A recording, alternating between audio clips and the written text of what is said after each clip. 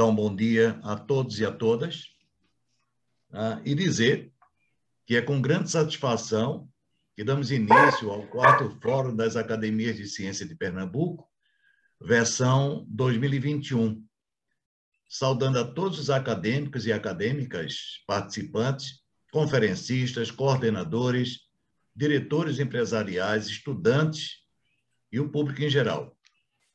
Nesta oportunidade, o nosso encontro apresenta como tema central protocolos para o desenvolvimento de um novo IDH para o semiárido nordestino, o qual será desenvolvido através de 4 palestras radiais nos seus 2 dias de realização, hoje e amanhã, contando com a colaboração de eminentes conferencistas, destaques em suas áreas de atuação, tratando de temas estritamente relacionados aos objetivos traçados pelo 4º Fórum. O Fórum das Academias de Ciência de Pernambuco, criado em 2018, é uma sociedade plural, constituída atualmente por 10 academias locais, a APQ, a APENG, a APC, a PCJ, a ALCO, a PCA, a PM, a PMV, a PG, a PER, tendo ainda 9 instituições nacionais, como a ABC, coordenada pelo professor Alcides Nóbrega Cial, meu dileto amigo do Colégio Salesiano, a ANE, sob a responsabilidade do professor Francis Bogossian, a BCA, sob a direção do Dr. Alisson Paulinelli, Dr. Mauro, Dr. Leonardo, Dr. Carlos Alberto, Dr. Otamar, Dr. Magela e Dr. Kleber. A Academia Brasileira de Ciências Jurídicas, a cargo do professor Ivo Dantas, Academia Brasileira de Extensão Rural, professor Vilela, Academia Brasileira de Cirurgia Pediátrica, o Dr. Miguel de Herty, Memorial de Engenharia, a cargo do Dr. Maurício Pina e Dr. Leonardo, Memorial de Medicina, sob a chefia do professor Dr. Barreto, Associação Brasiliense de Escritores, do professor Alexandre Dantas, Dr. Leonardo, além da participação de outras academias científicas dos estados da Paraíba, do Rio Grande do Norte, do Ceará e do Pará. Desde a nossa criação, direcionamos nossos esforços na busca de soluções para os mais básicos problemas de ordem social, tecnológica e educacional da nossa região. A cada versão, observamos um gradual crescimento de público, assim como do interesse de novas entidades científicas em contribuir com suas expertises na solução dos impasses que dificultam o desenvolvimento do Nordeste, principalmente a parte social. Mas, independentemente do tema a ser abordado em cada fórum, o foco será sempre o ser humano. No 4º Fórum deste ano, a nossa busca maior é o IDH, através das trilhas e dos mecanismos que podem ser seguidos para nos conduzir aos melhores resultados, independentemente das orientações ideológicas que norteiem os diferentes discursos. O Índice de Desenvolvimento Humano, IDH, corresponde a uma medida média das conquistas do desenvolvimento humano básico em um país ou numa região. Buscamos também adaptá-lo a uma política mais ampla,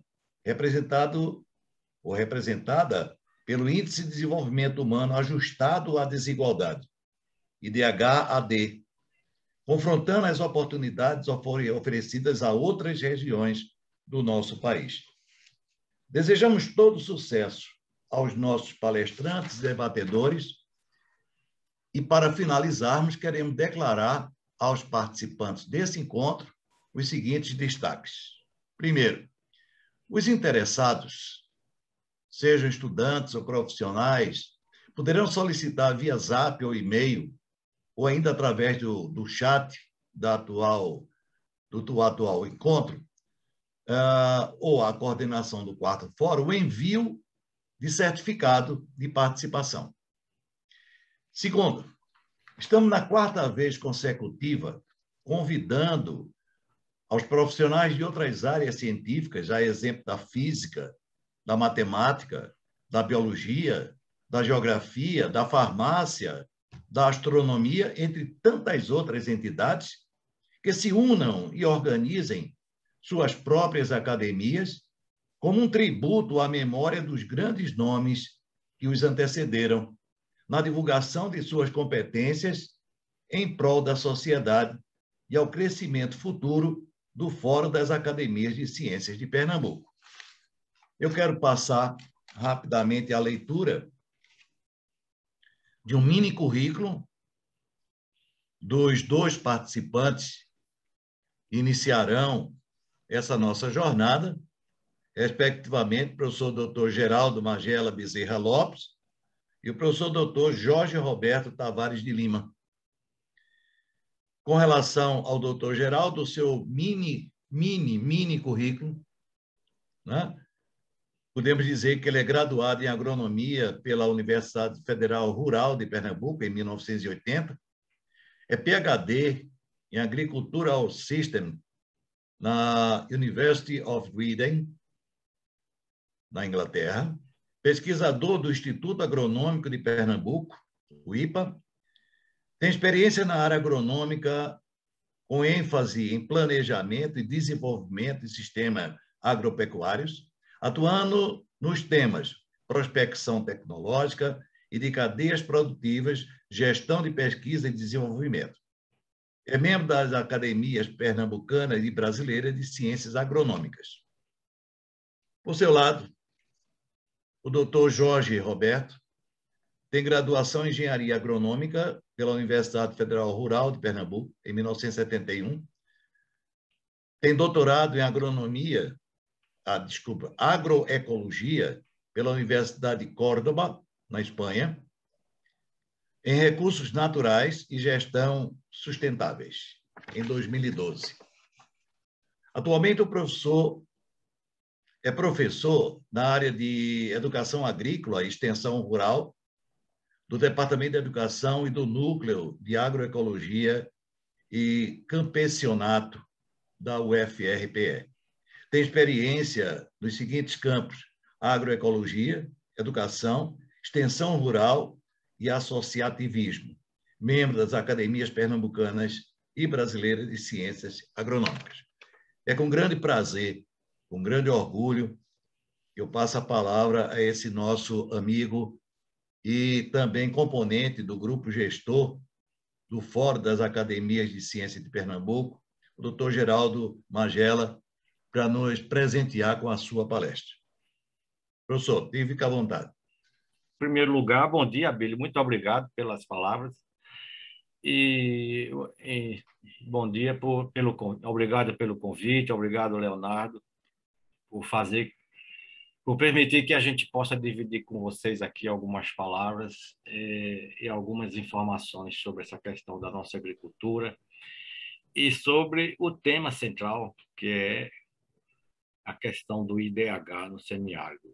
A forma como nós vamos apresentar essa palestra, nós vamos fazer isso de forma bem participativa, entre mim e Jorge, para poder a gente ir comentando e fazendo alguns comentários, como se a gente estivesse conversando numa sala e, às vezes, até discutindo, concordando e discordando.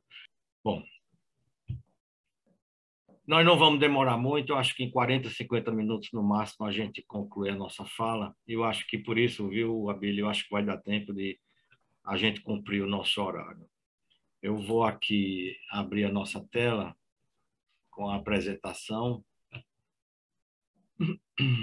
Essa conversa nós fizemos há alguns dias na Academia Pernambucana de Ciência Agronômica.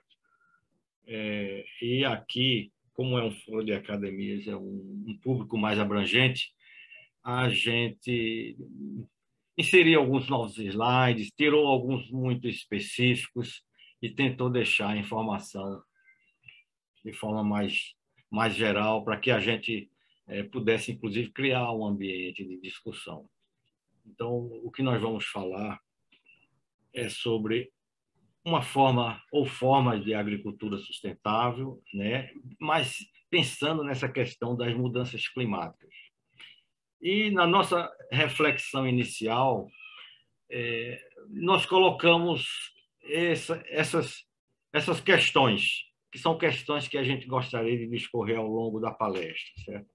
Primeiro,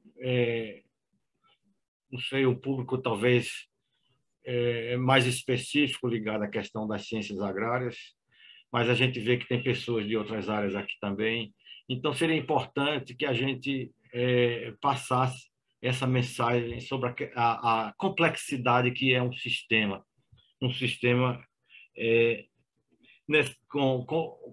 voltado para essa questão da agricultura. Também o entendimento de que todo sistema é um subsistema de um outro sistema. Pode parecer confuso, mas a gente vai falar um pouco sobre isso. Um outro tema mais na frente que nós vamos ver, voltado principalmente para essas commodities que nós temos hoje no Brasil, é essa questão dos fatores de produtividade que hoje impulsionam o desenvolvimento do nosso, digamos assim, da produção de commodities no Brasil, que é muito mais dominado pelo conhecimento do que pela força de trabalho e pelo fator da terra, né? Uma outra questão voltada basicamente para essa como melhorar a questão ambiental e a situação das pessoas. E aí a gente entra basicamente no foco do seminário, do quarto fórum, que é a pergunta que ele faz: como aumentar o IDH do semiárido, né? E, por fim, nós vamos mostrar uma questão muito interessante, que é a gente aqui no Brasil, principalmente, e aqui no semiárido, como nós fazemos bons diagnósticos, como nós temos essa capacidade de ser propositivos, de grandes soluções, e por que a nossa dificuldade em executar essas soluções. Então, eu acho que esse é o quadro que resume a nossa apresentação. Jorge, eu não sei se você gostaria de acrescentar alguma coisa, senão passamos adiante. Seguimos. Seguimos? Seguimos. Bom, eu queria chamar a atenção porque, como a gente está falando de IDH, e a gente sabe que lá em 2013, 2014, a ONU ela colocou os objetivos do milênio, né? E depois, em 2017, com base nesses objetivos do milênio, eles criaram o que seriam os objetivos sustentáveis da ONU. São lá 17 objetivos, grandes objetivos, e o número 2, que está lá, desses objetivos, quer dizer, reformulados em 2017, é que em 2030 não houvesse mais fome no mundo.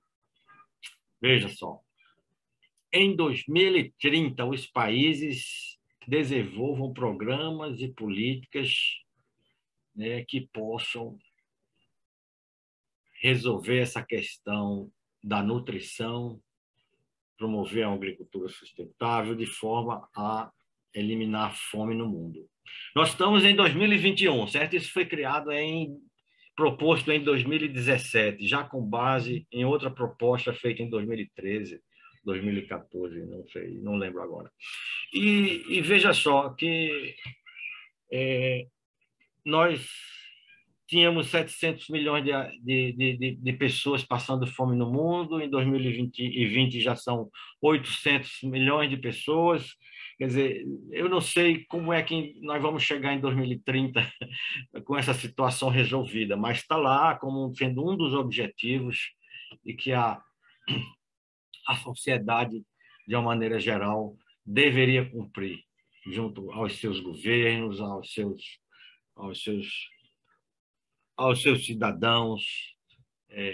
Essa foi a proposta feita pela ONU nesse período. Então, com base nisso aí, eu não vou ler o que está escrito aqui, mas apenas mostrar para vocês algumas informações relativas ao como é que nós vamos acabar a fome, certo?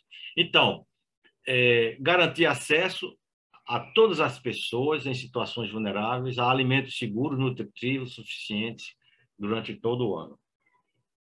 E aí, nesse meio tempo, surgiu uma pandemia que eu acho que dificultou um pouco as coisas no mundo inteiro.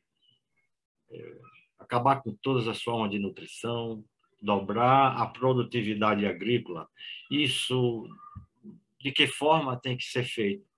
Aumentar a renda dos agricultores, garantir sistemas sustentáveis de produção de alimentos, e por aí vai. Então, vejam só especificamente o que quer dizer esse objetivo. Agora, qual é a governança dessa história toda que está aqui? Quem é que vai fazer? Quem é que vai liderar? Quem é que vai puxar? Quem vai colocar isso nos orçamentos das instituições públicas e privadas? Quer dizer, no papel está perfeito, está muito, muito legal, mas e na hora de executar, como é que isso vai acontecer? Quem vai puxar, quem vai liderar? Jorge, quer falar alguma coisa? Eu acho que é importante destacar que o problema da fome não está diretamente relacionado à questão de produção ou não de alimentos. Como o próprio documento destaca, muitas das coisas são contraditórias. Por exemplo, a questão da diversidade genética de sementes, plantas, cultivares e animais, cada vez mais se amplia a concentração em mão de algumas poucas, hoje 3 ou 4 organizações, com a questão das sementes e plantas diversificadas, que é fundamental para essa agricultura sustentável e para essa proposta que está sendo colocada. Muitas vezes não é questão de produção. Nós temos produção hoje que daria para alimentar todo mundo. A questão, como diz o próprio documento, está relacionado à questão de renda, ou seja, está relacionada à questão de dinheiro. Isso, eu acho que eu coloquei em amarelo assim, algumas palavras-chave, mas para que vocês pudessem perceber que dentro dos objetivos específicos, isso que Jorge está falando se reflete aqui ou não? Quer dizer, como é que nós vamos resolver essa questão de garantir acesso a todas as pessoas a alimentos seguros e nutritivos, se uma parte considerável dessas pessoas não possui renda para garantir que isso aconteça? Então, veja que nós vamos falando e colocando informações para que a gente reflita enquanto pessoas, sociedade, representantes de organizações, representantes de instituições, para que a gente possa se colocar e entender qual é o nosso papel em todas essas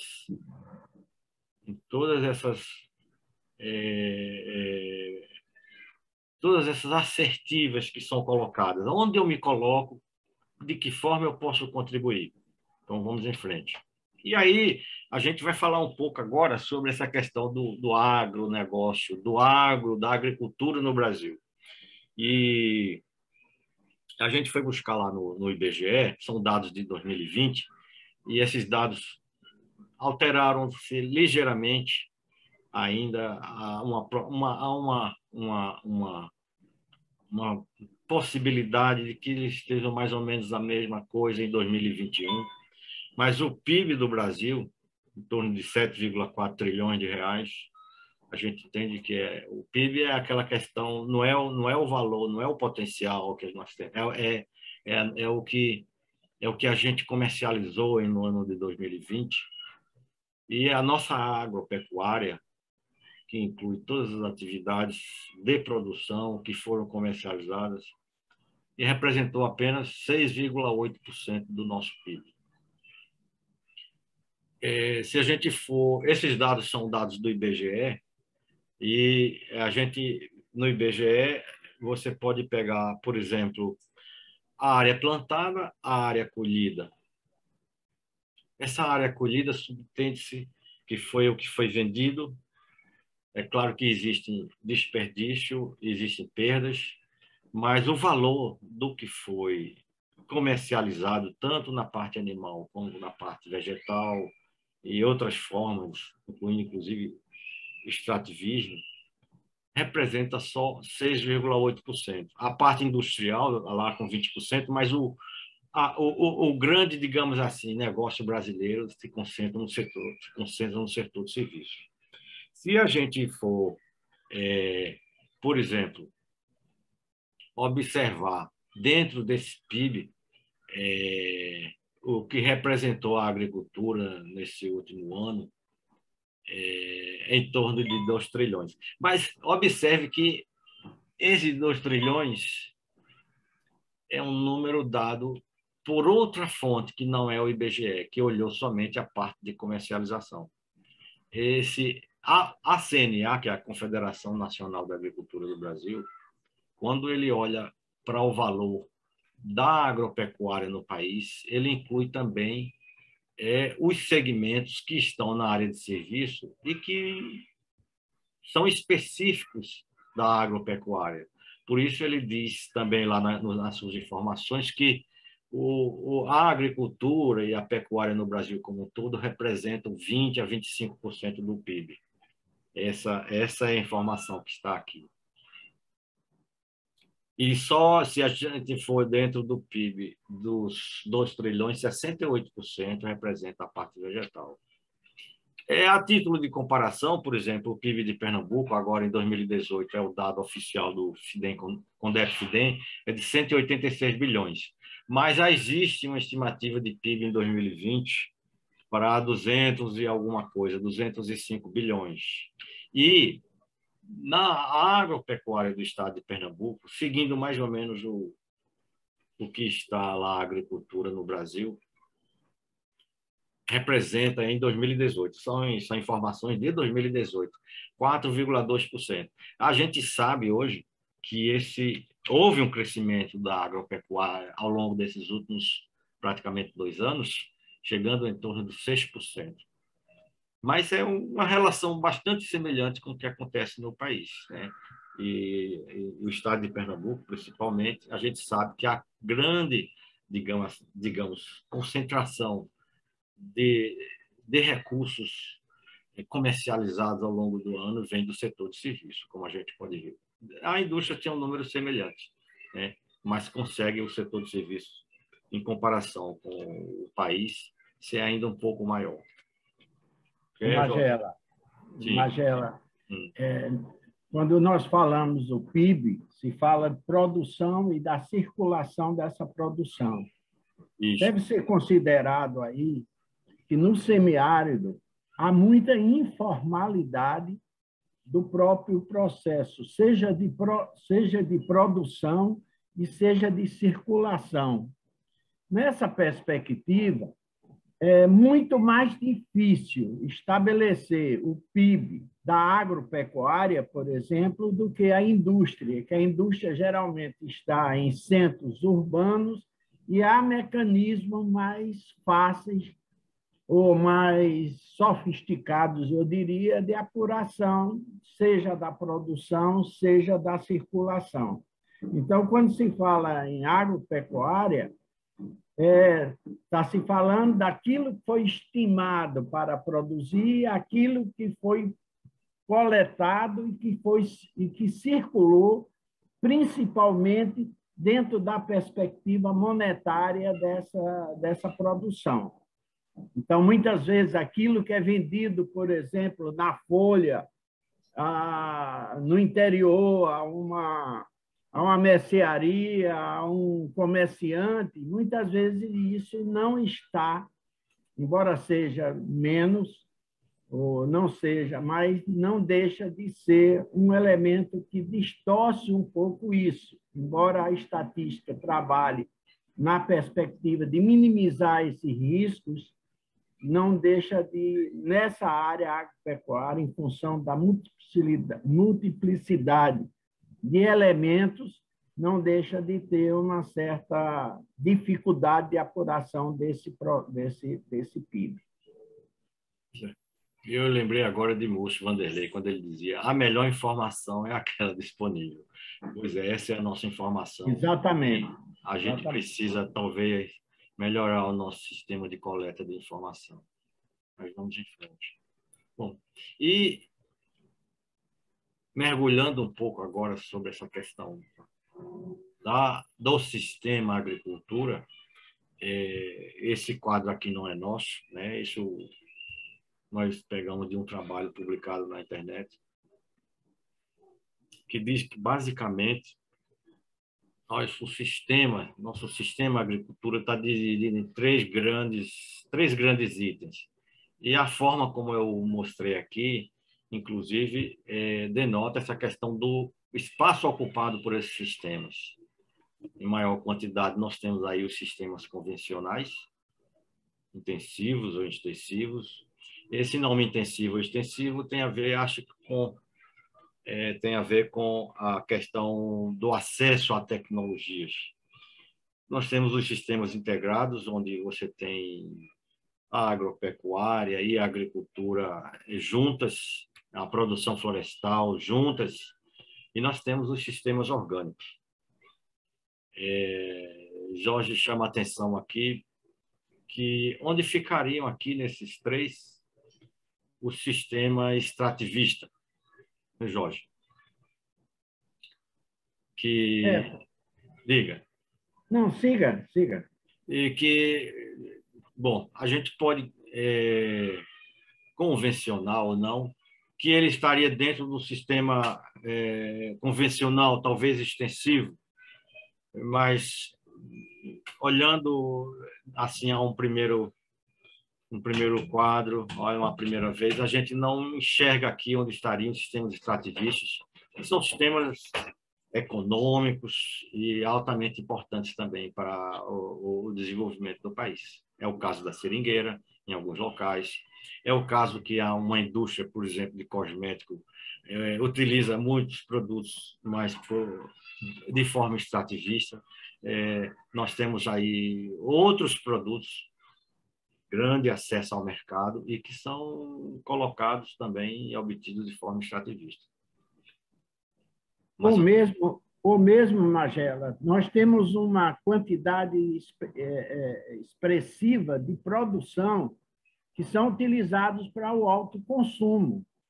Também. E a circulação é muito mais restrita. Ela geralmente se dá no próprio local da produção e esse consumo, parte dele é realizado pela nossa própria população que produz esse produto. Isso é uma caracterização basicamente da monocultura, seja ela intensiva, extensiva, ela é integrada, como você bem coloca, pecuária e agrícola, e os sistemas orgânicos, que são sistemas que agora estão emergindo em função da não utilização de venenos, que lhe dá uma outra caracterização. Mas quando a gente pensa na agricultura do semiárido, quando pensa na agricultura brasileira como um todo, há uma expressiva produção que pode estar nos sistemas integrados, que não estão, muitas vezes, não são convencionais, eles são tradicionais, são os indígenas, são os quilombolas, são extrativistas. Na área de peixe, por exemplo, de pescado, isso é muito forte na Amazônia, por exemplo. Isso. A gente chegou, inclusive, a opinar por serem esses os sistemas caracterizados como extensivos. Bom, é uma discussão ainda a ser melhorada. E a gente, já que nós estamos no ambiente acadêmico, nós encontramos aqui uma informação muito interessante e que pergunta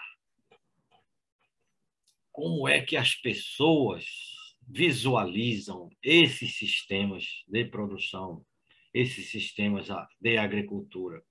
Então, foi feita uma pesquisa, aqui acho que ainda fora do Brasil, talvez, em que se perguntava à academia, você pode olhar aqui, olha, 47% dos respondentes estavam nas universidades ou instituições de ensino, não é? 10% nas instituições governamentais, 23% nas agências internacionais das Nações Unidas e 20% dos respondentes nas ONGs internacionais. E é interessante que a pergunta foi feita: como é que você visualiza hoje um sistema de agricultura, um sistema de produção? E as respostas, olha só, a resposta elas indicaram uma complexidade muito grande com relação a esse sistema. Então, se a gente observar aqui o que é que tem um sistema de produção em agricultura ou agrícola ou de agropecuária. Então, está escrito aqui em inglês, mas se vocês podem ver, nós temos uma etapa de pré-produção, uma etapa de produção, de pós-produção, uma etapa de consumo. E temos também perdas, né? E esses sistemas ele envolve uma série de variedades, como infraestrutura, sociedade e cultura, lucros, né, prosperidade, depende da economia, das políticas, né, de cada local, da pesquisa e desenvolvimento. Veja, a questão ambiental toda, a água, solo, a energia, a questão da dinâmica e da equidade social do local, como é que ela, né, toda a questão demográfica, as pessoas, quer dizer, tudo isso, se a gente observar, nós vamos encontrar relacionado a um sistema de produção da nossa agricultura. Eu sei que não é fácil de a gente enxergar tudo isso, mas essa foi a resposta da maioria de como se enxerga E aí fica a pergunta para nós mesmos, quando a gente olha para um determinado sistema produtivo, se a gente, na hora que vai pensar em uma solução, em como aumentar, por exemplo, o IDH do semiárido, se a gente tem em mente essa visão sistêmica. Jorge. Isso mostra, por outro lado, a complexidade do trabalho em agricultura, porque, além dos elementos da natureza, também tem os elementos humanos que intervêm nesse processo. E, muitas vezes, a gente centra as próprias soluções que são indicadas inicialmente pela ONU, ela está muito centrada, por exemplo, na geração de renda, quando, na realidade, se verifica pelas respostas oferecidas que você tem problemas em todas as áreas, de produção, de pré-produção, de pós-produção, de circulação, de consumo e assim por diante. Então, essa visão sistêmica, que é o que a gente coloca logo no início, cada vez mais está sendo trabalhada uma visão individualizada do problema. É como se a gente fosse tratar da produção de milho somente trabalhando a perspectiva das políticas, das pesquisas de desenvolvimento, para você ter uma melhor variedade de milho que possa produzir mais, quando, na realidade, isso está num conjunto de coisas, num sistema que, muitas vezes, como Magela destacou, não está sendo trabalhado em seu conjunto. É como hoje a gente faz uma coisa muito clara de separar o homem da natureza, do ambiente. Separa o homem do semiárido. E aí se apresenta soluções que podem ser aplicadas até em outros sistemas, mas que, de maneira geral, não se leva em consideração a complexidade desse próprio sistema. Bom, então, essa questão do sistema, nós estamos vendo aí que isso é uma teia de relações, né? E, diferentemente do enfoque mais reducionista que Jorge acabou de abordar, será que a gente, ao buscar as nossas soluções, a gente pensa nessa teia de relações ou a gente pensa em resolver exclusivamente um problema? E acho que teve uma fala aí do Walter Rosa Borges logo no começo, isso é bom a gente entender bem do sistema para poder, inclusive, conhecer melhor a parte, não é? E ver como ela está relacionada com todos os outros subsistemas. E na hora que eu busco afetar um desses pontos, eu estou também afetando os outros. Então, é com isso que a gente procura mais ou menos compreender que o que estava lá naquele quadro de respostas, aí aqui uma figura básica, bem básica mesmo, do que seria uma cadeia produtiva na agricultura. Quer dizer, na hora que nós vamos ao supermercado comprar uma banana, comprar alguma coisa, ou comprar algum produto, ou comprar algum alimento, a gente tem que ver que esse alimento, antes de chegar lá no supermercado para a gente comprar, pode ter passado por um processo aqui de grande... E não foi só o processo de produção, que é a agricultura. Antes disso, a gente teve vários insumos para que ele pudesse ser produzido. E na maioria dos casos, ele passou por algum processamento, alguma indústria. Essa indústria também já para chegar no supermercado, tem que passar por um processo de distribuição. Pode ir para o atacado, pode ir para um varejista diretamente, né? Pode ir para uma feira livre, né? Antes de que a gente possa comprar. E a gente, às vezes, essa questão da inflação, por exemplo, é uma coisa muito clara aqui para mim, que a inflação não é só dinheiro demais na praça, não. Nós temos inflação de outros tipos. Uma inflação, por exemplo, de custos, onde o custo do diesel aumentou, o frete aumentou, então o produto ficou mais caro. Não é porque tinha mais dinheiro, nem porque tinha mais demanda. É porque o processo envolvido na chegada desse produto até o supermercado ficou mais caro por outros fatores, não porque tinha mais demanda para que ele fosse adquirido. Então, são essas coisas que a gente tem que começar a perceber, certo? Então, Jorge, dentro desse quadro aqui. Magela, e mais, esse quadro, ele não se dá de uma forma, eu diria, ele se dá em cima de base concreta aonde isso vai acontecer. Então, se você vai pensar o semiárido, você tem que pensar exatamente nas condições concretas, seja de insumo, seja da produção, seja da distribuição. Se você vai pensar, por exemplo, na questão amazônica, só para dar um exemplo, a questão da distribuição no Amazonas, ele ganha uma dimensão extraordinária porque existem dificuldades ainda que não estão superadas.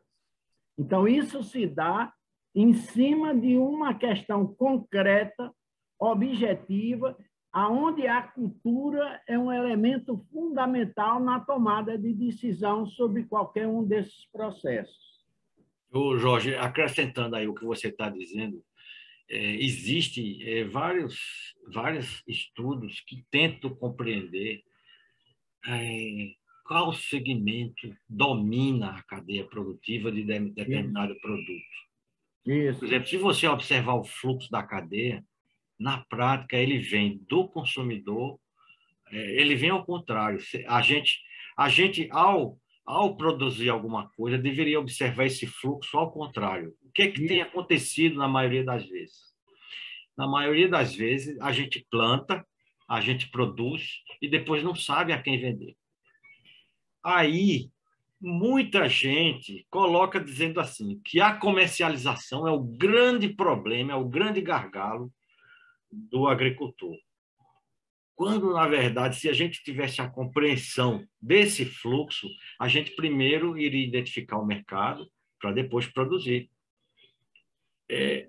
Alguns locais, inclusive, um exemplo muito prático disso, alguns sistemas, essa produção aqui, ela só é vendida, ela só é feita, ela só é produzida depois que ela é vendida.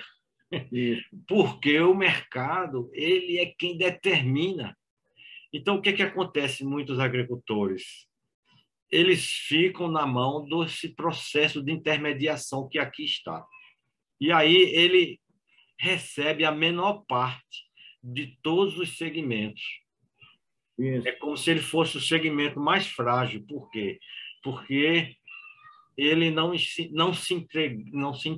integrou, certo, ao processo, que é um fluxo que vem de fora para dentro, e não de dentro para fora. E é importante destacar que esse processo na agricultura, que é o que nós estamos focando, ele está condicionado a uma série de outras políticas. Por exemplo, nós produzimos bastante cebola aqui, mas dentro da política macroeconômica, se importa cebola numa determinada época como compensação de outra importação industrial que está sendo feita, ou mesmo de feijão, ou mesmo de alho, ou qualquer um outro produto. Consequentemente, isso afeta todo esse processo que aqui está, que está fora da agricultura, mas que está submetido a uma lógica de políticas macro que se desenvolve. Quer dizer, quando a gente fala da necessidade de boas estradas, sempre está sendo colocado isso, ou de infraestrutura, para que isso possa acontecer, esse próprio processamento, muitas vezes esse produto ele é deslocado para uma extensão enorme para ser processado. Isso torna esse tipo de produto mais caro, obviamente. E o exemplo talvez mais clássico seja o grande modelo dos anos 50, quando Juscelino Kubitschek adota o plano de metas dos 50 anos em 5 e que desenvolve a estratégia de desenvolver o país a partir da indústria automobilística e não da verticalização da agricultura que sempre existiu. Então, ainda hoje, 50, 60 anos depois, praticamente, nós estamos ainda fazendo o processamento muito abaixo do que podíamos e, consequentemente, estamos fazendo um processo de distribuição através de commodities de matéria-prima para outros países que beneficiam, que industrializam, que processam e nos devolvem. Um preço bem maior, não é? Um preço bem maior. E esse exemplo, ele fica muito claro aqui, por exemplo, né, na cadeia produtiva que a gente desenhou aqui da banana na zona da Mata de Pernambuco. Então, qual seria, na visão dos agentes, principalmente de governo, o grande problema é a intermediação. O grande problema é a comercialização. Exatamente por isso, porque aí qual é a ação do governo? Construir mercados produtores, fazer com que o agricultor acesse o mercado diretamente, sem a intermediação. Mas a gente, se olhar essa figura por um outro ângulo, nós vamos ver assim, se não houvesse a intermediação, jamais esse agricultor conseguiria renda com seus produtos. Acontece que a produção ela está totalmente dissociada, certo? do consumidor, de quem está pagando. E na hora de a gente fazer e executar uma política pública, a gente esqueceu que existe esses segmentos intermediários e que eles que realmente dominam a cadeia produtiva, né? O consumidor paga um preço determinado por esses outros segmentos. Porque eles que têm o poder de fazer esse produto sair daqui e chegar aqui. Bom, é um exemplo muito claro, certo? E eu que diria o seguinte, vamos deixar de dizer que o intermediário é um problema. Vamos deixar de dizer que a comercialização é um problema, certo? A questão ela é muito mais complexa que isso. Vamos deixar de dizer que a produção é problema. Que a produção é um problema. De problemas. Pois então, vamos em frente. Esse foi um exemplo. Vamos para a gente ir passando. E a gente também colocou para vocês aqui quais são os pontos que mais acumulam recursos ao longo da cadeia produtiva, né? E observem aqui que o segmento de produção é quem menos acumula. Por quê? Porque é o menos mobilizado. Isso, se você olhar para a agricultura de uma maneira geral, certo? Quando você vai para um empreendimento que a conexão é total entre um empreendimento cooperado entre produção, processamento e venda, a situação muda completamente. Mas, de uma maneira geral, onde está a maioria dos agricultores no Brasil, no mundo. Do mundo, né? Esse segmento se comporta mais ou menos dessa maneira. Porque ou da produção é o que tem menos poder. Isso foi um estudo, Magela, só para explicar aos presentes, foi um estudo realizado no México, com mais de 100 produtos, onde se chegou a essa distribuição. Isso também nos leva a pensar por que, por exemplo, os grandes grupos internacionais, multinacionais, focam tão pouco na produção. Eles estão sempre muito mais, ou no insumos, que é o caso da venda de sementes, venenos e tantas outras coisas, como na questão da própria agroindústria e comercialização. Mas produção, que inclusive implica uma série de riscos na produção, a produção irrigada em petrolina. Enquanto o resto do semiárido está louco para cair uma chuva, o pessoal de Petrolina, por exemplo, está louco que não chova, porque chovendo altera o ciclo vegetativo fisiológico da planta e isso pode afetar a própria produção. Então, aonde está o risco aqui principal está no setor de menor concentração de capital no próprio circuito que aí está. Bom, e então, dentro dessa, voltando de novo para a questão do Fome Zero em 2030, a gente buscou aqui saber, por exemplo, quais são os cenários colocados pelo nosso Ministério da Agricultura para a produção de alimentos e a produção agrícola no Brasil até 2030, né? Então, essas projeções já existem e nós procuramos ver dentro do quadro de algumas das nossas commodities, certo? Nós não estamos falando aqui de toda a produção de alimento, mas de algumas commodities, quais são os cenários, quais são as projeções de produção do Brasil, como é que isso vai estar até 2030. Isso aqui foi tirado lá do relatório do próprio Ministério, que mostra os 5 principais grãos que o Brasil hoje produz: arroz, feijão, milho, soja e trigo, que tem a ver com a alimentação de toda a população, não só no Brasil, mas fora do Brasil, certo? Então, se a gente observar aqui a área plantada com esses grãos, vocês vejam aqui a área plantada em 1.000 hectares, certo? de 2020 a 2030. O que é que se espera que aconteça? Por exemplo, a área plantada com arroz vai diminuir quase a metade. A área plantada de feijão também diminui. Essa é a projeção do Ministério. A área plantada de milho tem aumento, aumenta um pouco. A área plantada de soja tem um aumento significativo. E a área plantada de trigo fica mais ou menos na mesma coisa.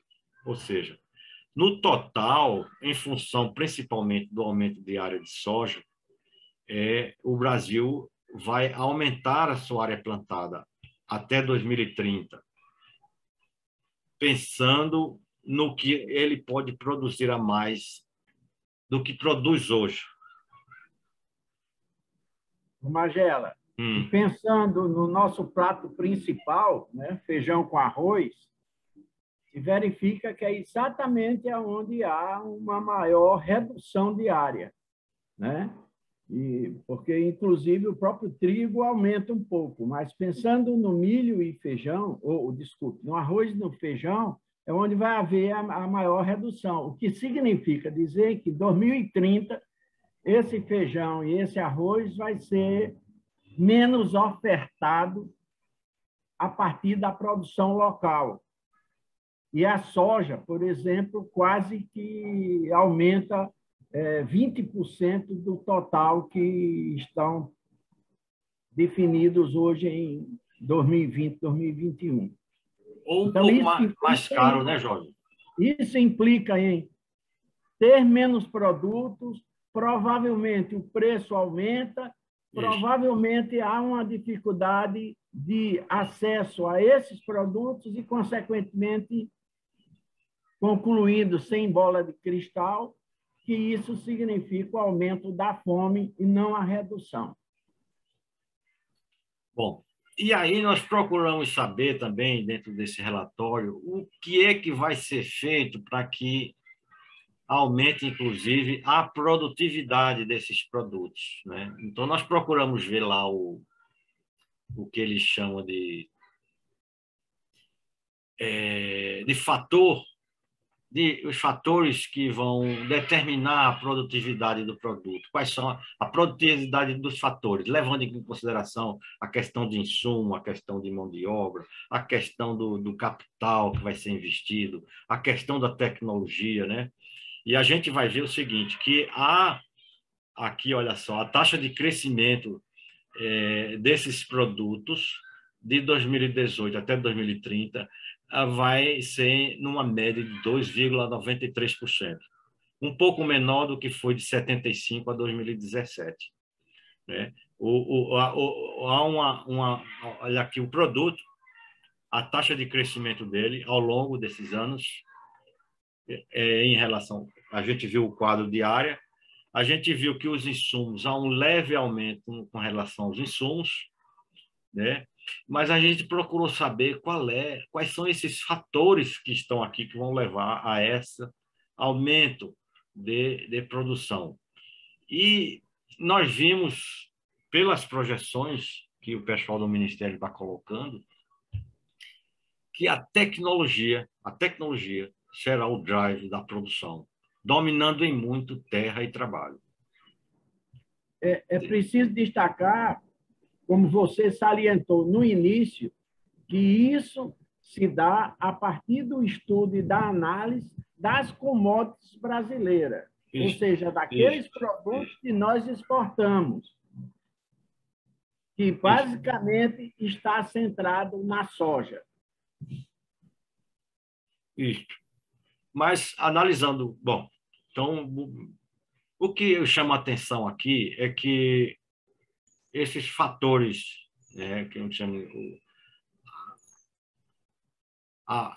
os dados da produtividade, redução de mão de obra ocupada, então menos trabalho, menos emprego no campo, redução da área plantada devido aos ganhos de produtividade da terra e aumento do uso de capital. Esse aumento do uso de capital é com o quê?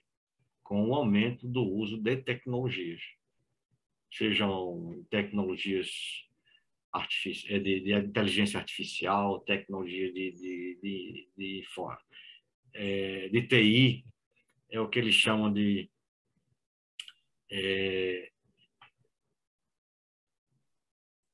internet em todos os segmentos da produção, né? Então, essa é a tendência que nós temos hoje colocada pelo nosso Ministério. E eu gostaria de destacar que se vai fazer uma relação disso com alimentos, que é o tema central, a chamada central desse processo, essa análise ela não está voltada para a questão de alimentos, mas da produção, novamente, eu insisto, de commodities. E nem sempre isso pode ser entendido como alimento para a população. Embora em todas as áreas, como o Magela destaca, isso vai acontecer. Redução de mão de obra, que significa redução de salário para quem recebe salário, redução da área plantada em função da tecnologia e aumento do uso de capital, que é externo à propriedade.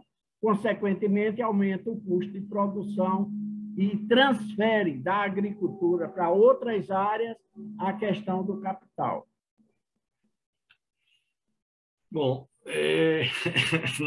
nós então, isso foi um trabalho ainda publicado, ainda acho que em 2018, mas que está se falando hoje em dia, né? Que a produção na nossa agricultura brasileira alimenta 800 milhões de pessoas. Então, nós somos 210, 215 milhões de pessoas.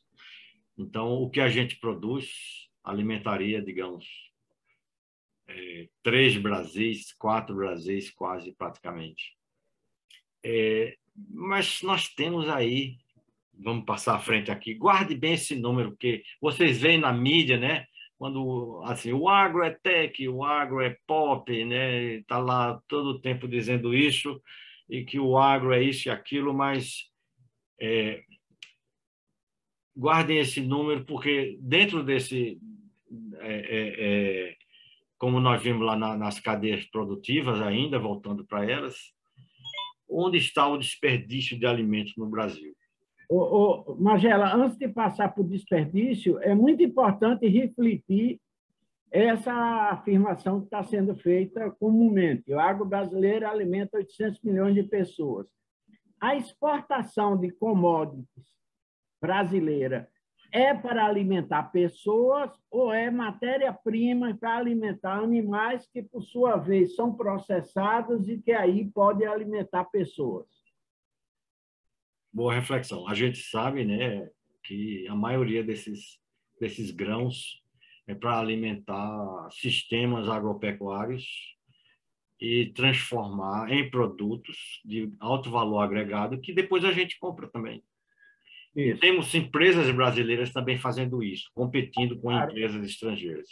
Hoje nós temos as duas coisas, né? Fazendo dentro do país e fazendo e levando nossas commodities para outros países que fazem isso, que transformam e que vendem para a gente de novo em outros produtos. E também para alimentar suas próprias populações.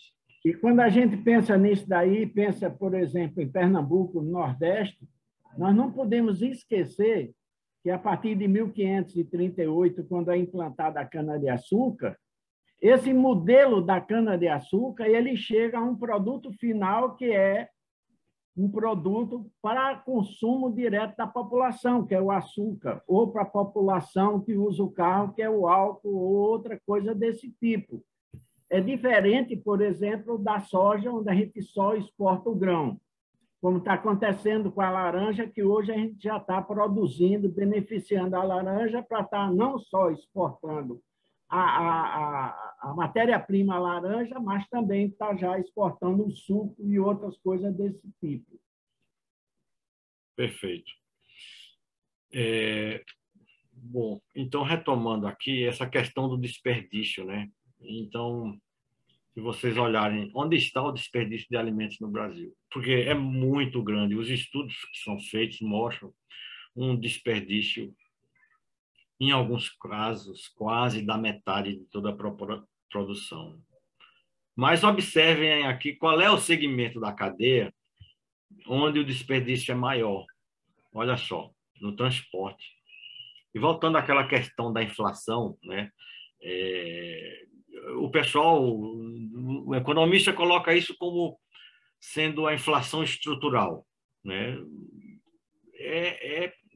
O transporte é caro, muito caro no país, devido às condições das nossas vias, pela nossa escolha política de transportar os nossos bens em estradas e não em trens, por questões climáticas. Agora, nesse momento mesmo, as vias fluviais elas estão paralisadas por falta de água, né? Então, veja que essa questão estrutural no país ela é muito cara para todos nós consumidores, né? As centrais de abastecimento, tanto de atacado quanto de varejo, 30%, e lá nós também, a gente desperdiça 10% daquilo que a gente consome. O que a gente adquire para a nossa alimentação, em média, 10% a gente joga fora. E aí você poderia até questionar, mas olha, tanto desperdício, por que a gente tem tanta gente passando fome e que a gente não tem essa alimentação que está sendo desperdiçada e a gente colocar no prato daqueles que mais precisam? É porque isso também custa muito caro, certo? E tem também legislação, por exemplo, um segmento aí na questão do consumo que produz sanduíche, né? E no final do dia você vai ter lá dezenas, talvez uma centena ou mais de produtos que ainda podem ser consumidos, mas por questões sanitárias você é proibido de doar. Então tem muita implicação aí que essa questão do aproveitamento, do desperdício, ela é muito complexa também. Também é um sistema, né, Magela? Também é um sistema que não pode Também isolar um sistema com seus subsistemas aí. Exatamente.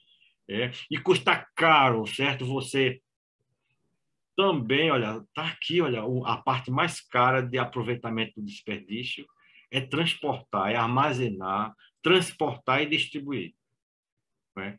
Isso tem um trabalho voluntário da própria sociedade. Você vê aí no centro da cidade, em alguns locais, todos os dias tem gente fazendo distribuição. É gente que está usando sua própria, se voluntariando para poder pegar esse alimento em determinado local, transportar, embalar e transportar e distribuir por trabalho voluntário, certo? E processar, né? E processar. Por exemplo, hoje a SEASA produz, hoje, arrecadando ali e coletando todo aquele desperdício de alimento, produz um sopão que é um produto assim, de alta qualidade, mas as instituições têm que se inscrever, têm que se cadastrar, tem um processo seletivo para você coletar esse material. Quer dizer, são custos que o pessoal que está fazendo e que está desperdiçando não quer assumir, né? Mas vamos lá. E aqui eu tinha colocado esse quadro, às vezes não está muito legível, mas é só para a gente ter uma ideia. Por exemplo, aqui, volumes e custos financeiros do desperdício no Brasil. Por exemplo, a aparência ela é responsável por frutas, legumes e verduras. A aparência é responsável por 85% das perdas. É uma coisa séria. Por exemplo, se você observar aqui a evolução do índice de perdas sobre o faturamento bruto do varejo, certo? Olha só, ao longo dos anos, né, 7,11 bilhões foi o montante que os supermercados brasileiros perderam de faturamento bruto com desperdício em 2016. É um valor bastante considerável, né? Então, se você olhar, por exemplo, aqui, dentre os produtos, alface 35% se perde, couve-flor 35% se perde, a cenoura 30%, né? Aí você vê aqui, olha, para produtos industrializados, a questão do preço na preferência dos consumidores é a primeira coisa que o pessoal olha. Em segundo lugar, vem o quê? A validade. Em terceiro, a marca. Em quarto, o tamanho da embalagem. E depois, o tipo de embalagem. Mas aquilo que a pessoa mais olha é o preço. No caso dos produtos, no caso das frutas e legumes, como a gente olhou, a aparência é a primeira coisa. E todos, quando vamos a supermercados ou feiras, principalmente aqui no Brasil, a gente toca nas frutas, a gente pega, a gente sente, a gente tem uma percepção sensorial da fruta, certo? Inclusive, em alguns locais, em outros países aí, você não pode tocar nos produtos. Por quê? Porque o produto que está lá, assume-se que é um produto de qualidade. Aqui a gente tem que certificar se o produto tem qualidade ao tocar o produto. É uma questão cultural, tá vendo aí, Jorge? É uma questão cultural a aquisição de alimentos aqui no país.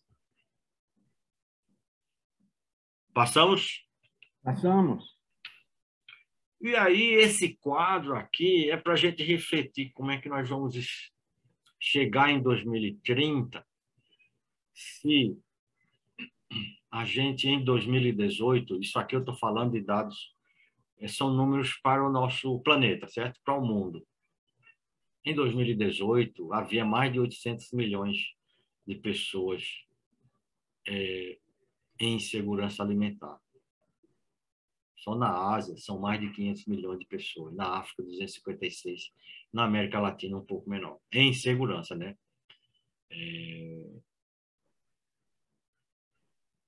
De insegurança alimentar moderada ou grave, é em torno de 26% da população mundial. Né? Bebês com baixo peso, 20%. E esses números estão disponíveis para quem quiser olhar com mais carinho isso aí.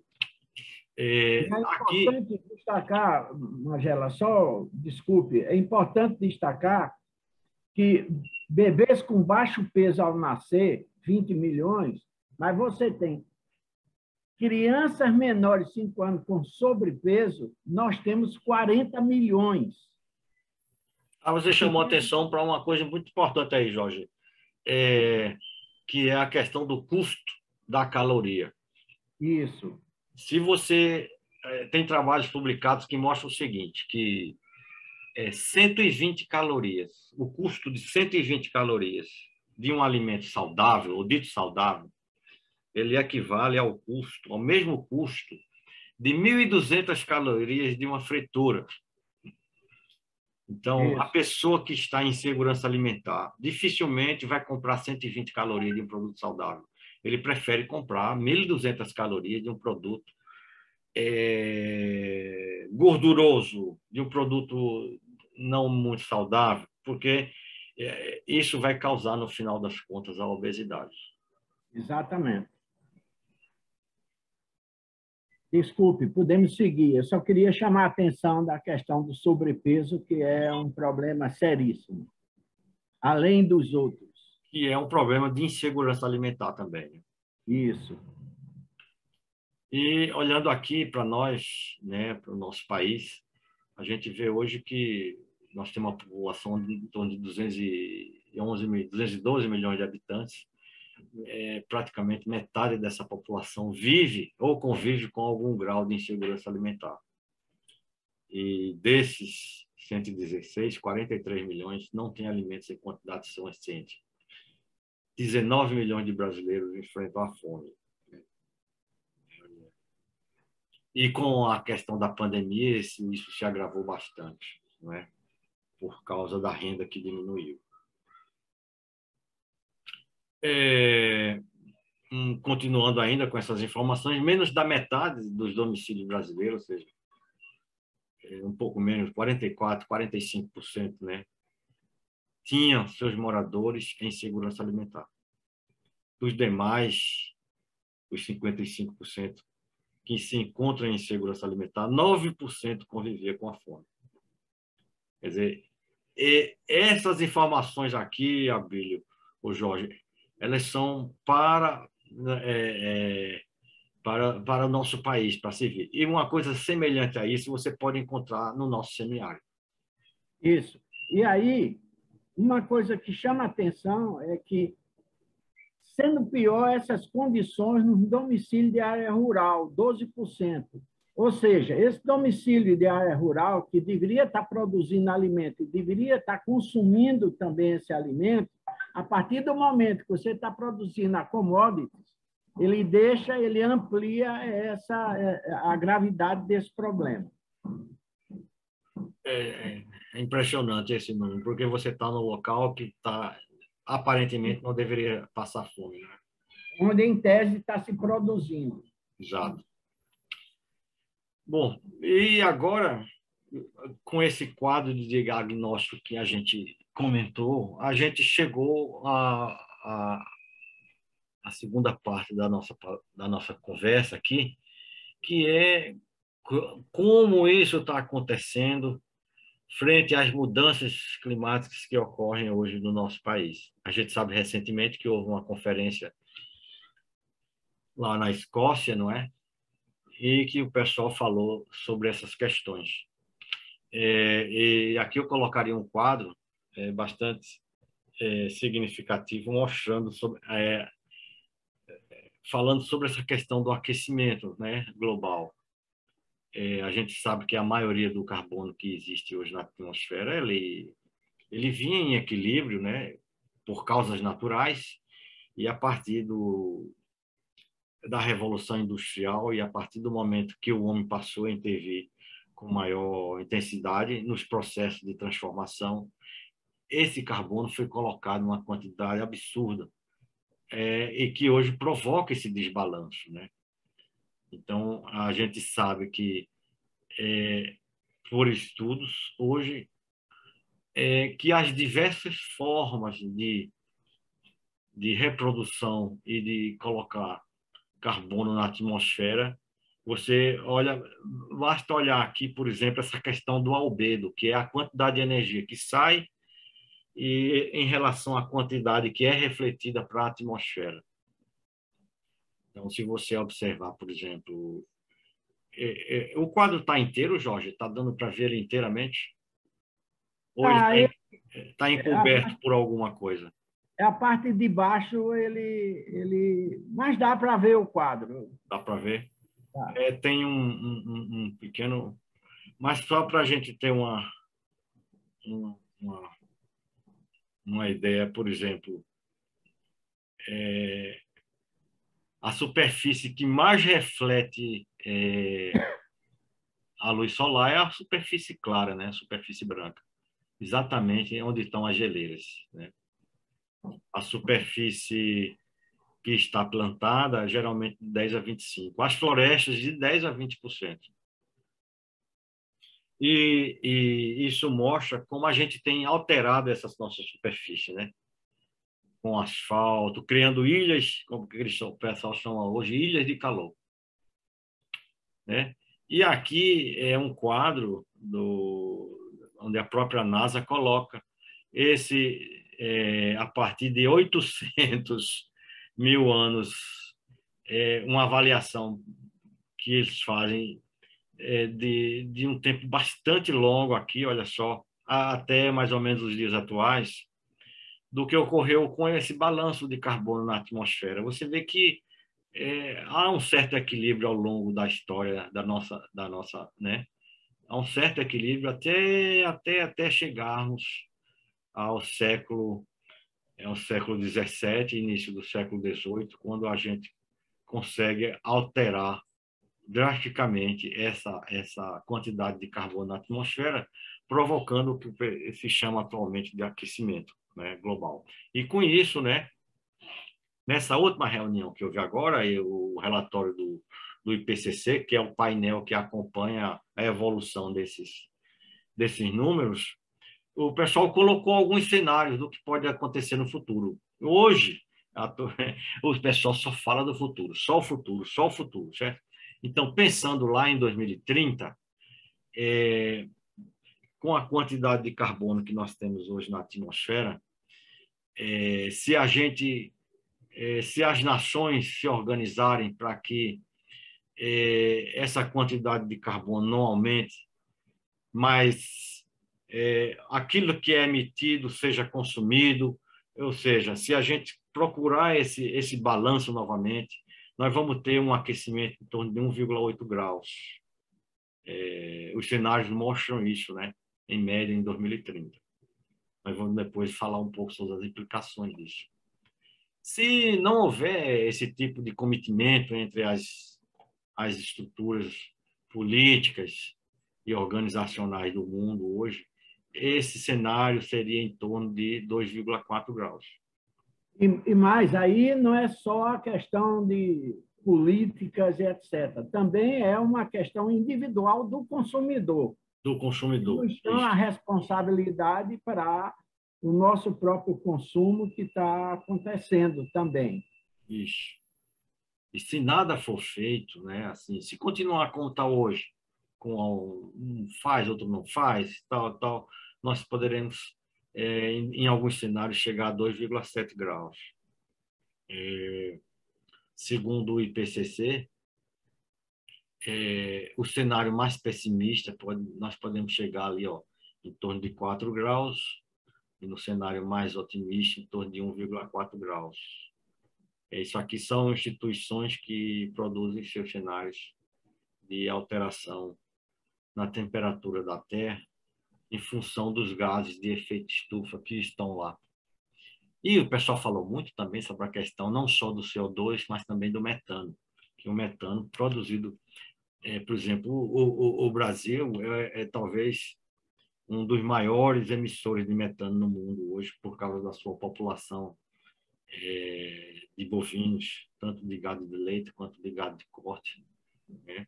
É um país como a Nova Zelândia, que tem uma população imensa de carneiros, também é um grande emissor, a China e Estados Unidos principalmente. Ou seja, diagnóstico nós temos, alternativa nós temos, mas, como a gente colocou logo no início da palestra, nós somos muito bons em diagnóstico, nós somos muito bons em apresentar alternativa e não somos tão bons na implantação das medidas. Exatamente. Bom, aqui agora, continuando, Jorge, nós vamos passar para as proposições, já que nós temos um diagnóstico tão interessante, quais são as nossas proposições? E, no caso do país, nosso país, o Brasil, uma proposição com relação à questão agrária, existem outros planos, mas eu vou falar do plano que tem a ver com a questão da agricultura, certo? O Brasil tem um plano que foi feito ainda lá pelos idos de 2008 e 2009, que ele chama de Plano ABC, que seria o que a gente chamaria de agricultura de baixo carbono. Esse é um plano muito sofisticado, mas voltado muito também para você participar desse plano, você tem que tirar financiamento em banco, aquele negócio todo, e acho que a maioria dos agricultores não tem participado. Esse plano ele foi implementado em 2010, colocado à disposição da sociedade, para que a sociedade participasse dele, e após 10 anos foi feita uma avaliação. Quais eram as metas do plano lá em 2010 e o que aconteceu? Por exemplo, recuperação de 15 milhões de hectares de pastagem que tinham áreas degradadas. Isso aqui era uma meta do plano lá em 2010, né? Ele também queria implementar 4 milhões de hectares em sistemas integrados, né, de lavoura, pecuária e floresta.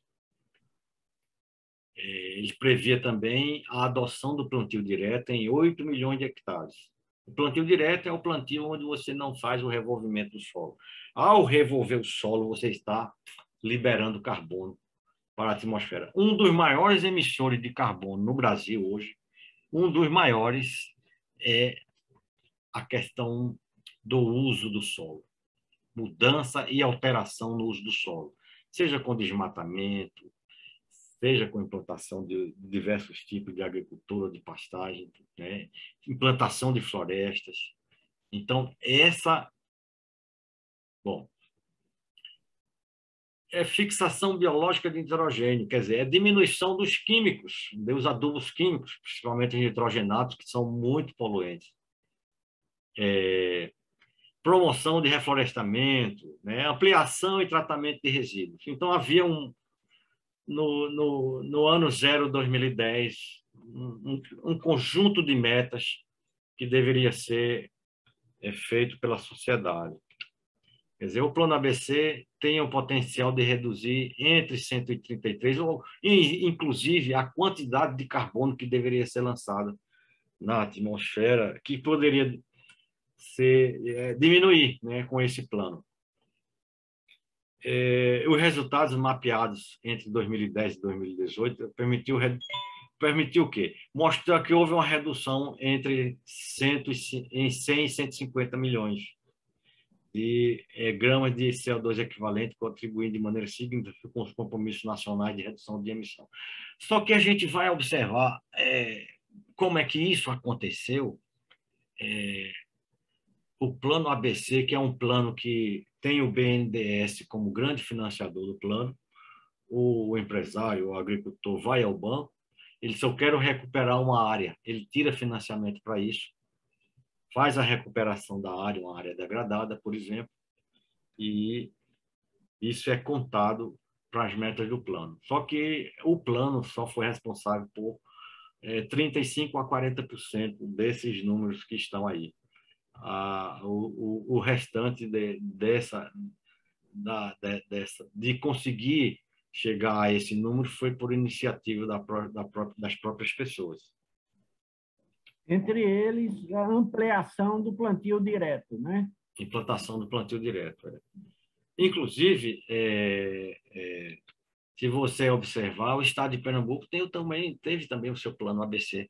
Quer dizer, olha só como nós somos bons na proposição. O Plano Nacional foi implantado em 2010, mas o Plano Estadual ele foi implantado em 2017 por decreto. Foi assinado o decreto que criava o Comitê Estadual de Gestão do Plano ABC de Pernambuco. E olha só a quantidade aqui, olha, são 14 instituições envolvidas na execução do plano. Agora, se você perguntar se no orçamento dessas instituições estava lá os recursos destinados à execução desse plano, eu não consegui enxergar. Eu procurei bastante e não consegui enxergar. Principalmente na instituição que eu pertenço, que está aqui, olha, o Instituto Agronômico de Pernambuco. Então, havia muita gente envolvida, muita instituição envolvida, mas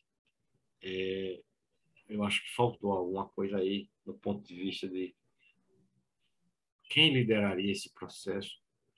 Havia um grupo de trabalho também escolhido dentro das instituições, mas não funcionou. É tanto que o plano em Pernambuco não existe financiamento ou aquisição ou uma ação específica do plano a não ser algumas ações na área de extensão rural e que eram da extensão rural e que o pessoal colocou talvez assim, não, mas são muito semelhantes às metas do plano, por exemplo. E aí, se você for procurar e dizer assim, o que foi feito no estado de Pernambuco com relação ao plano ABC, não foi bem sucedido. O Ministério da Agricultura ele está refazendo o plano ABC. E refazendo o plano ABC na nova versão 2020 e 2030, né? E aí nós vamos ter uma nova versão, nós vamos ter também um novo grupo de instituições, nós vamos formar um novo grupo de trabalho e vocês vão ver aí na frente mais algumas iniciativas. Por exemplo, no caso do semiárido, o plano ABC previa, veja, uma série de ações aqui no estado e também para o Nordeste que poderiam fazer com que o nosso IDH aumentasse. Mas são proposições, apenas proposições, né? Diminuir o uso de adubos químicos,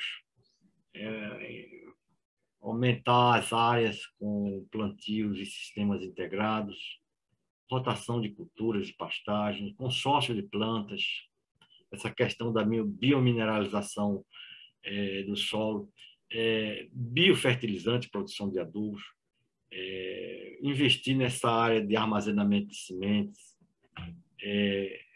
essa questão que eu acho que amanhã nós vamos ver uma palestra sobre isso, muito interessante, que é armazenar energia.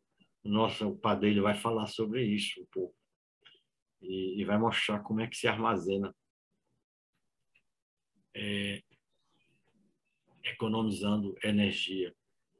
A produção de alimentos também com energia integrada com energia fotovoltaica, a própria utilização do semiárido, que talvez a sua maior riqueza seja o sol e não a água, e a gente fica o tempo todo querendo usar a água, fazer como o pessoal chama de o paradigma da água, certo? É como se a gente quisesse e imaginasse que a gente está numa região que é rica de água. E se não tem água, a gente produz. Se tem água, a gente produz. Se não tem água, a gente não produz. Inclusive, Jorge, você observa assim, por exemplo, o nosso cancioneiro, né, no semiárido, ou fala de sofrimento, ou fala da falta de água, ou fala também do excesso de água, né? Porque ou a gente tem a chuva caindo de uma só vez, ou tem ela escassa, não é? Então, ou a gente estraga, ou a gente sofre com a falta, não é?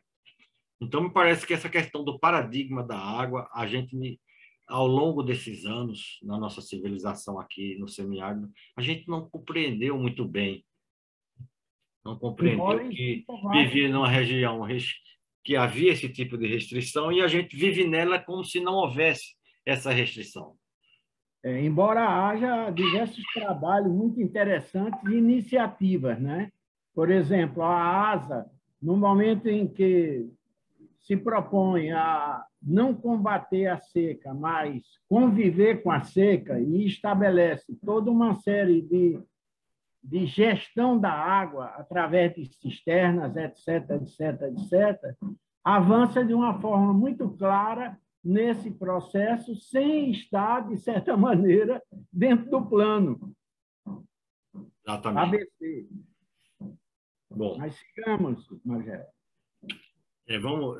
Um programa também do governo federal, que está denominando de Agro Nordeste, que é um problema, é como se tivesse sido identificado que o nosso grande gargalo hoje é gerenciamento.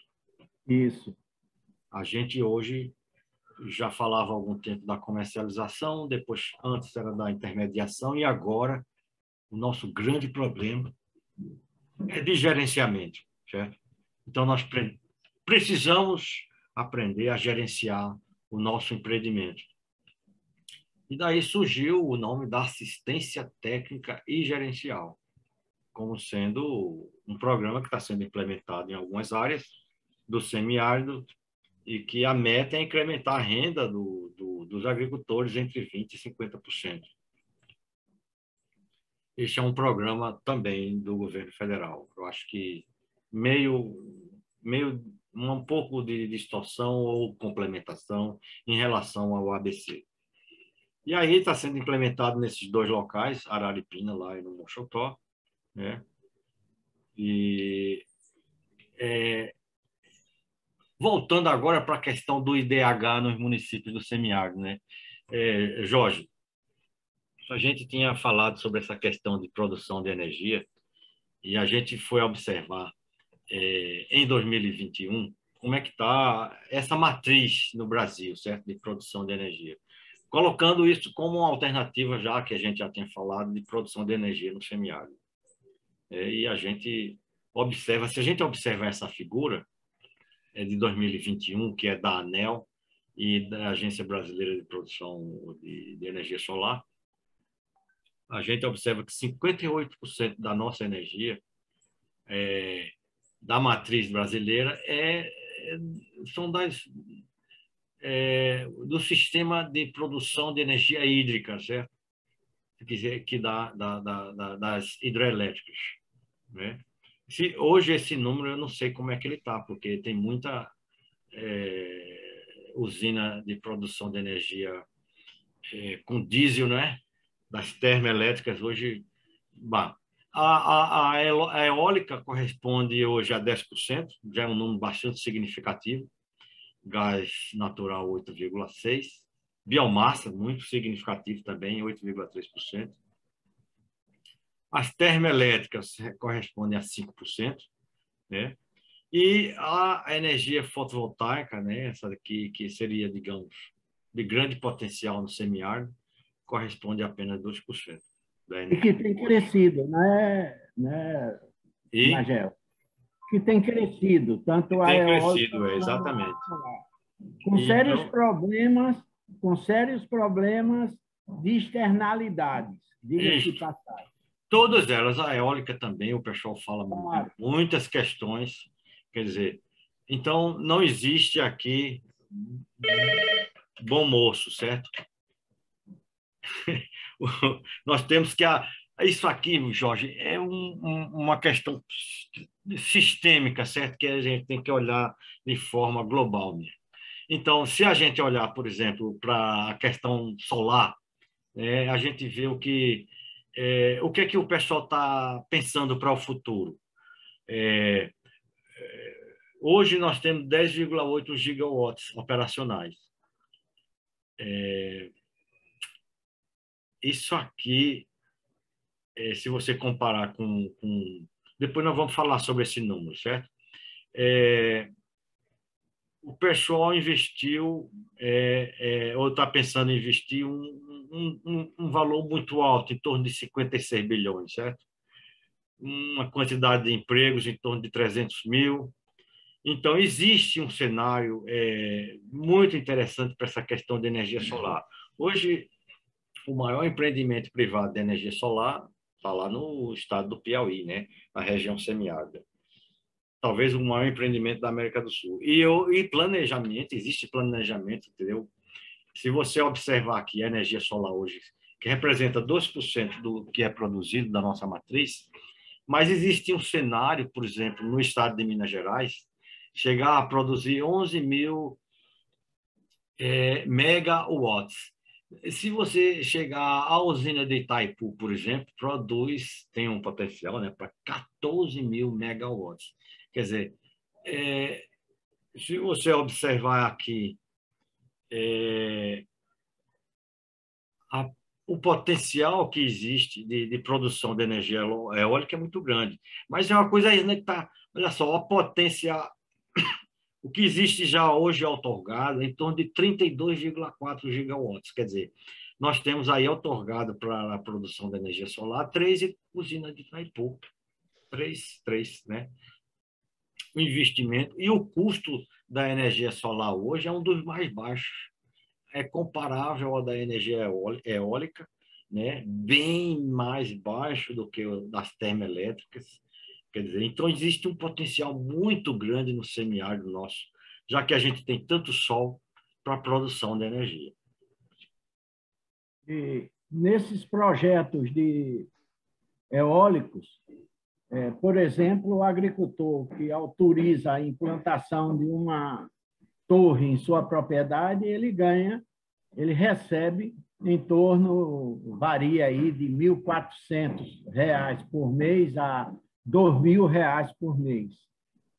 E plantando mandioca vai ser muito difícil ele conseguir esse valor monetário. Então, isso pode ser também uma alternativa de renda para esses agricultores. O problema é o impacto que essas torres têm provocado na questão da saúde animal e na saúde humana nesse próprio processo. Bom, já que a gente falou tanto em diagnóstico, né, nós temos também proposições, muitas proposições. E aqui, passando rapidamente, para você ver que tem algumas coisas já bem antigas. Por exemplo, nós temos uma lei de 2005 que dispõe sobre a política estadual de recursos hídricos e o gerenciamento dos recursos hídricos. Nós temos uma política de gerenciamento costeiro também. Nós temos uma política de convivência com o semiárido. Nós temos aí, olha, o Fundo Estadual de Combate à Erradicação à Pobreza. Nós temos uma política de enfrentamento às mudanças climáticas. Nós temos uma política de combate à desertificação e mitigação de efeitos da seca. Nós temos um plano estadual de segurança alimentar. Veja que coisa interessante, né? E temos um Conselho de Desenvolvimento Sustentável em Pernambuco. Tudo isso aprovado, né? Nós estamos atualmente, e isso foi colocado lá nesse encontro que houve lá na Escócia, o Pernambuco carbono neutro. Nós queremos chegar lá em 2030, emitindo e consumindo sem, né? Veja que coisa interessante, isso foi publicado recentemente, é um programa que está em andamento já com o envolvimento de várias instituições. E, Jorge,